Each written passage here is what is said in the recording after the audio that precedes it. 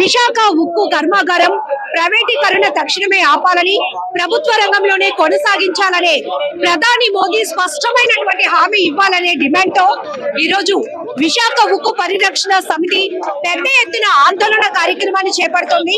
Visakha steel plant నుండి మొదలైనటువంటి భారీ బైక్ ర్యాలీ విశాఖ కలెక్టరేట్ వరకు చేరుకుంది.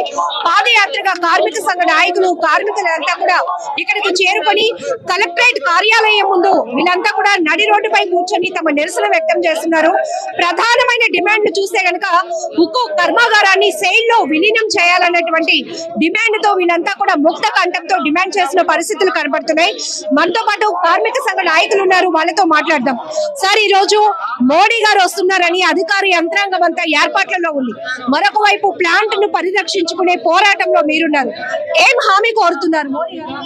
విశాఖపట్నం స్టీల్ ప్లాంట్ అనేది ఒక ఉత్తరాంధ్ర ప్రజలకే కదా, ఆంధ్రప్రదేశ్ ఒక జీవనాడి లాంటిది. ఈ కర్మాగారానికి మైన్స్ అనేది లేవు.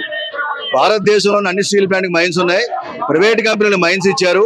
వారికి కావాల్సినటువంటి ఏదైతే బ్యాంకుల నుంచి రుణాలు తీసుకున్నారో వాటిని మాఫీ చేశారు. కానీ విశాఖపట్నం స్టీల్ ప్లాంట్ మీద పెట్టుబడి 5,000 కోట్ల రూపాయలు పెట్టుబడి పెడితే 50,000 కోట్ల రూపాయల పైగా పన్నులు చెల్లించాం. మరి విశాఖపట్నం స్టీల్ ప్లాంట్ మైన్స్ లేని కారణంగా ఉత్పత్తి వ్యయ భారం పెరుగుతోంది.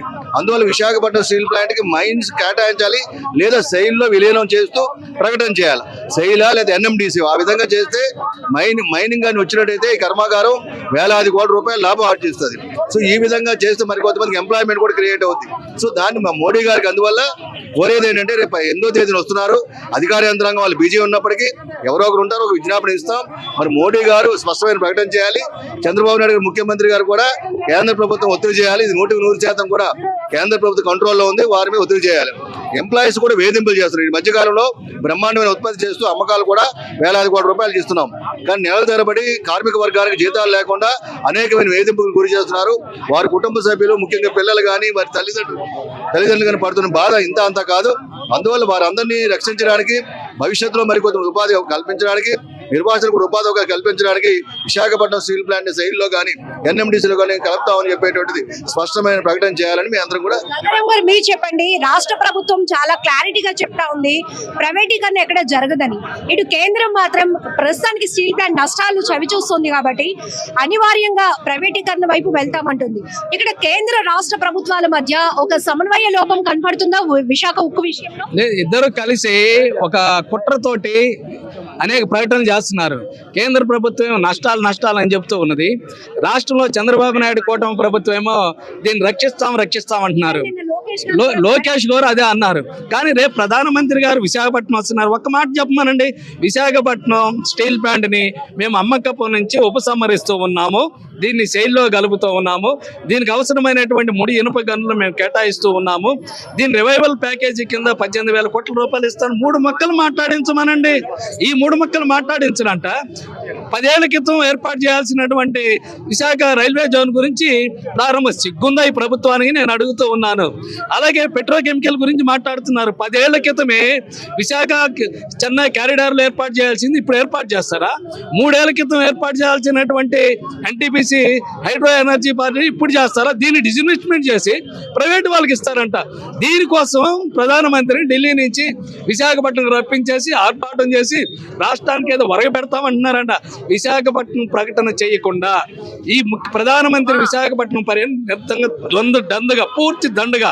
అందుకోసం మేము రేపు దాకా ప్రధానమంత్రి గారికి, ముఖ్యమంత్రి గారికి ఒక అవకాశం ఇస్తున్నాం. రేపు ప్రధానమంత్రి గారి చేత 8వ తారీఖు స్టీల్ ప్లాంట్ మీద ఏం ప్రకటన చేయాలనుకుంటున్నారో మీరు తెలియజేయండి. మీరు కానీ రేపటిలోగా మీరు ప్రకటన చేయకపోతే మేము 8వ తారీఖున ప్రధానమంత్రికి భారీ ఎత్తుగా నల్ల జెండాలతోటి నిరసన కార్యక్రమం చేస్తాం.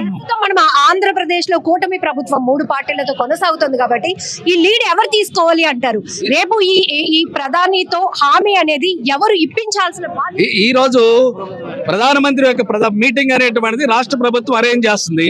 6 నెలల క్రితం రాష్ట్ర ప్రభుత్వము, జనసేన, తెలుగుదేశం కలిసి మేము అధికారంలోకి ఇస్తే విశాఖపట్నం స్టీల్ ప్లాంట్ ని ప్రైవేటీకరించకుండా దాని ప్రభుత్వ రంగంలోనే కొనసాగిస్తామని సెయిల్లో కలుపుతున్న హామీ ఇచ్చారు. 6 నెలల దాకా ఎందుకు ప్రకటన చేయలేదు? కాలయాపన ఎందుకు చేస్తున్నారు? చర్చల పేరు మీద, రేపు న్యాయపరాల పేరు మీద 6 నెలలు చేస్తున్నారు. ఇప్పటికే భద్రావతిలో ఉన్నటువంటి స్టీల్ ప్లాంట్ ఉంది. అది చిన్న స్టీల్ ప్లాంట్, దాని 15,000 కోట్ల రూపాయలు మంజూరు చేపించుకున్నారు. దాన్ని ఎప్పుడే 7 ఏళ్ల క్రితమే అమ్మకానికి పెట్టింది బీజేపీ. దాని నుంచి ఉపసంహరించుకున్నారు. 10 ఏళ్ల నుంచి ఐరన్ ఓర్ మైన్స్ పెండింగ్ ఉంది, దాన్ని ఇప్పుడు శాంక్షన్ చేపించుకున్నారు. మరి విశాఖపట్నం స్టీల్ ప్లాంట్ దగ్గరకు వచ్చినటువంటి బీజేపీ తెలుగుదేశం మీద, జనసేన మీద ఆధారపడి బతుకుతుంది. వీళ్ళ మద్దతు పోజిస్తే అది కూలిపోతుంది. మరి అంత కీలకమైన ప్రదేశంలో ఉంటే బీజేపీకి దాసోహమడిపోయి విశాఖపట్నం స్టీల్ ప్లాంట్ ఇప్పటికి వదిలేసి ఇప్పుడు మిట్టలు భజన చేస్తున్నారు. అంటే ప్రధానమంత్రికి తీసుకొస్తుంది విశాఖపట్నం స్టీల్ ప్లాంట్ కాపాడటానిక, దీన్ని మిట్టలకి బలి చేయటానికి అనేటువంటి మేము అడుగుతూ ఉన్నాం. అటువంటి వాటికి అవకాశం లేకుండా ప్రధానమంత్రి గారి చేత ముఖ్యమంత్రి గారు విశాఖపట్నం స్టీల్ ప్లాంట్ ప్రైవేటీకరణ ఉపసంహరించుకుంటూ ప్రకటన చేయాలి. లేకపోతే దీని వెనక పెద్ద కుట్ర ఉందనేటువంటి మేము. మోడీ గారి పర్యటనకు ముందే మీకు ఒక స్పష్టమైనటువంటి హామీ రాకపోతే ఆ రోజు మీరు ఏమైనా మోడీ గారి పర్యటన అడ్డుకునే ప్రయత్నం కానీ లేకపోతే మీ నిరసన తప్పనిసరిగా వేలాది మందితో నిరసన వ్యక్తం చేస్తాం. నల్ల జెండాలు పెట్టి నిరసన వ్యక్తం చేస్తాం. ఊరుకునేటటువంటి ప్రశ్నే లేదు. స్టీల్ కార్మికులందరూ 36 గంటలు నిరాహార దీక్ష ఇప్పటికే ప్రకటన చేశారు. 20 వేలాది మందితో భారీ ర్యాలీ చేశాము. ఊరుకునేటటువంటి రేపు వామపక్షాలన్నీ కూడా భారీ అనేటువంటి నిరసన కార్యక్రమం చేశారు. అప్పుడు దాకా వెయిట్ చేస్తాం 7వ తారీఖు సాయంత్రం దాకా. అప్పటికి కూడా ప్రధానమంత్రి గారి చేత మేము ప్రకటన చేపిస్తున్నామని ముఖ్యమంత్రి గారి నుంచి ఎటువంటి ప్రకటన రాకపోతే 8వ తారీఖు పెద్ద ఎత్తున నిరసన వ్యక్తం చేస్తాం. నిరసన ప్రైవేట్ అంటే పర్మనెంట్ ఎంప్లాయీస్ కి కూడా 4 నెలల నుంచి జీతాలు ఇవ్వలేని పరిస్థితి ఎందుకు వచ్చింది? ఇది కావాల్సిగా కుట్ర చేస్తున్నారు. కేంద్ర ప్రభుత్వం అలాంటి వేధింపులకు గురి చేస్తే వీరందరూ కూడా రేపు పొద్దున రిజైన్ చేసి వెళ్ళిపోతారు. లేదంటే వీఆర్ఎస్ ప్యాకేజ్ ఇచ్చి వేలాది మందిని బయటకు పంపించేయాలి. తద్వారా ఈ డౌన్ సైజ్ అయిన తర్వాత ఏదో ప్రైవేట్ కంపెనీలకు ఎవరికి అప్పచెప్పాలని చెప్పేసి కుట్ర కూడా దాగి ఉందని చెప్పి అనుమానం వ్యక్తం చేస్తున్నాం. ఇక్కడ మనం చూస్తున్నాం విశాఖ ఉక్కు పరిరక్షణ పోరాట సమితి ఆధ్వర్యంలో అయితే పెద్ద ఎత్తున నిరసన కార్యక్రమం కొనసాగుతా ఉంది. కార్మిక సంఘ నాయకులైతే చాలా సుస్పష్టంగా ప్రధాని మోదీ 8వ తేదీన విశాఖ పర్యటనకు రానున్న నేపథ్యంలోనే విశాఖ స్టీల్ ప్లాంట్ ప్రైవేటీకరణ ఆపేస్తున్నామనే సుస్పష్టమైనటువంటి హామీ ఇచ్చేంత వరకు కూడా ఈ 3 రోజుల పాటు తమ నిరసనలు అనేక రీతిగా కొనసాగుతాయని చెప్తా ఉన్నారు. సో మీరు చెప్పండి, ఈ రోజు సెయిల్ లో విలీనం చేయాలి అనేటటువంటి డిమాండ్ వల్ల సో ప్లాంట్ కి వచ్చేటటువంటి ఉపయోగం కానీ లేకపోతే ఒక భరోసా ఎంప్లాయీస్ కి ఎలా కలగబోతుంది? విశాఖపట్నం స్టీల్ ప్లాంట్ ని సెయిల్ లో మెర్చేయడం ద్వారా విశాఖపట్నం స్టీల్ ప్లాంట్ కి సొంత గనులు లేనటువంటి అవరోధాన్ని అధిగమించగలుగుతాం. కాబట్టి ఇది మేము కొత్తగా కావాలని మేము అడగట్లేదు.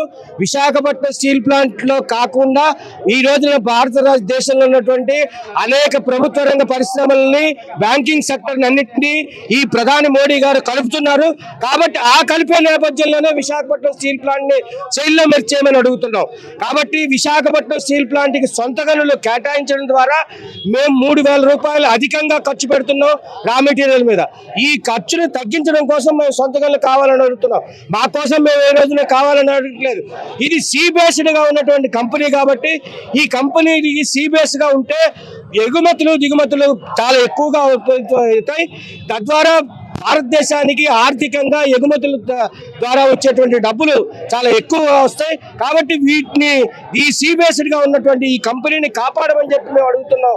కాబట్టి ఈ దీనిలో 20,000 మిలియన్ టన్నులు ఉత్పత్తి చేయడానికి అవసరమైనటువంటి ల్యాండ్ బ్యాంక్ ఉంది.